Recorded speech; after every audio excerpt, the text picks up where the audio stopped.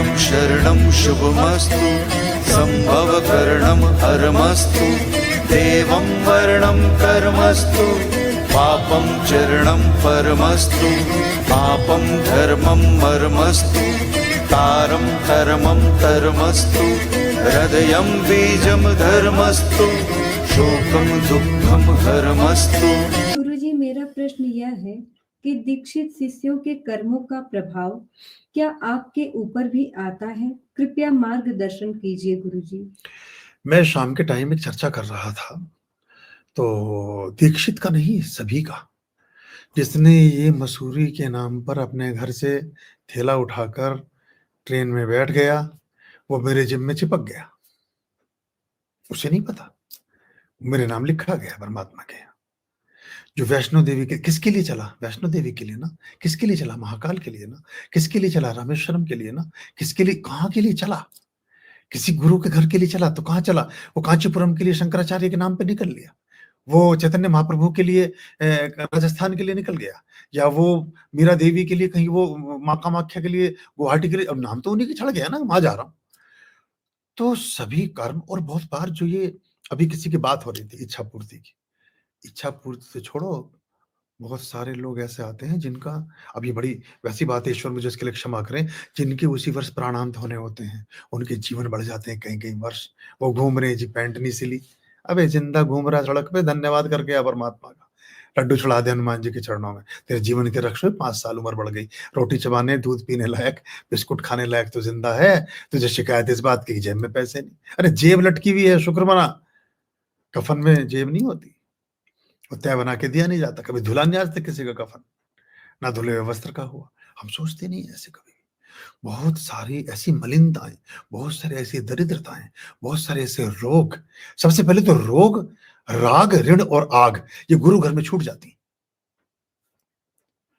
आप, और सबसे बड़ी बात, जितने भी तरह के बहुत सारे के प्रचंड प्रकल्प हैं, किसी पे कोई जादू टोना है, किसी पे कोई करा कराया है, किसी ने कोई पाप कर्म कर रखे हैं। अब ये जो आप सोचते हैं, ये जो कुंभ में स्नान करके आप आते हैं, इसके साथ एक टैग लाइन जुड़ी कि साहब पाप धोने गए हैं। बस ऐसा ही है, जो गुरु घरों में आप पापों से मुक्ति के लिए ही पहुंचते हो। वो तो गुरुओं के गुरु हैं, जिनकी जटाओं से गंगा निकली, जिसके प्रचालन करने के बाद, जिसका आचमन करके आप घर पे परम पवित्र और परम शुद्ध होकर के घर लौटते हैं। तो ये सब प्रभाव गुरुओं पर आते हैं प्राय। इसलिए इसलिए कभी कभी गुरुओं को भी बहुत सी समस्याओं का सामना करना पड़ता है, क्योंकि परमात्मा के लिखे हुए में कोई करेक्शन कर रहा है, काल की गणना को कोई ऊपर नीचे कर रहा है, किसी की विधि के विधान में कोई परिवर्तन के उपाय बता रहा है। तो निशाने पर कभी कभी गणों के वो भी जाता है, और अगर वो गण उससे प्रसन्न नहीं है समग्र रूपेण, तो उसका दोष भी लगता है। तो प्रारंभिक स्तर पर प्राय वो, जब तक आपका बराबर बराबर बैलेंस चल रहा तो सब ठीक चलता है। जैसे ऊपर नीचे होता है तो फिर समस्याएं आती हैं। तो उसके लिए जो गुरु स्वयं साधक नहीं है, फिर वो समस्या के शिकार हो जाते हैं। तो उसमें मुश्किल ये होती है कि प्रकल्प बड़ा करने से, कहते भीड़ भाड़ इकट्ठी कर लेने से, खूब सारा पैसा इकट्ठा कर लेने से, खूब बड़े गुरु हो जाने से आप परमात्मा से दूर हो जाते हैं।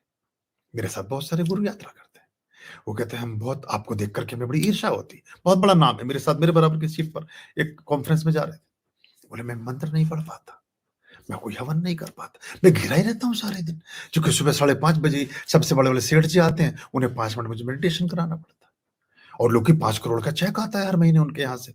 अगर वो ना आए तो इतने बड़ा जो हमारा ये आश्रम है, इसके खर्चे ना पूरे हों, ये उनका कहना कि वो उसमें मददगार है। ऐसे 50 हैं, मैं सबके लिए तैयार खड़ा हूं, और मैं, मेरे तो सारी क्रियाकलाप में तो भगवान से दूर ही हो गया। मैं कभी कोई पूजा पाठ नहीं कर पाता, कभी कोई कुछ नहीं कर पाता। मंदिरों को, कृष्णों को आप देखिए, सारे दिन घंटी बजा रहे हैं, दुनिया के लोग आ रहे हैं, उनका प्रसादम पकड़ रहे हैं, धक्का मार के बाहर कर रहे हैं, आरती बजी, काम खत्म, वो स्तोत्र पढ़े हुए जीवन बीत जाता है।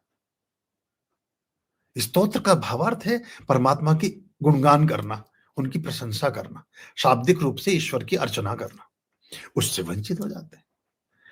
तो हम देखिए, कभी कभी ज्यादा, अगर 5 पुत्र या 6 मान लो, एक अगर कर्णिका की डेथ हो गई, 5 फिर भी बचे, वो वचन भी था कर्ण का कुंती के साथ, तो वो दीर्घायु हुए, जैसा भी रहा, शतायु हुए, और अपनी उम्र से और अपने जीवन से इतने उबे कि खुद ही स्वयं मृत्यु का चुनाव उन्होंने किया, स्वर्गारोहण की यात्रा पर चले गए, बर्फ में जाके गला दिया अपना शरीर, पांचों पांडवों ने और छठी द्रौपदी ने, और सातवां कर्ण, मतलब पुत्र तो 6 ही हुए। लेकिन जिन्होंने 100 करे, एक ही साल में 100 हुए और 18 दिन में 100 के 100 मर गए। तो क्या अधिकता से कुछ ज्यादा बड़ी बात होती है क्या?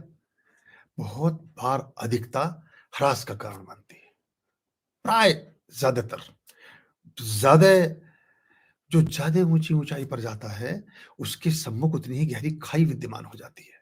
ऊंचाई का कोई अस्तित्व नहीं है अगर संग में गहरी खाई ना हो। ऊंचाई यही बताती है कि उसके बराबर में गहरी खाई है, और वहां से लुढ़कने का बहुत गहरा डर है और बहुत गहरी संभावना है। तो जो आत्मतोष से भरा है वही सही मार्ग पर आगे अग्रसारित हो पाता है। विनती करूं मैं जोड़ के हाथ, शिव तुल्य रखो सर पे हाथ। भव से पार लगा दो, ऐसा रास्ता दिखा दो,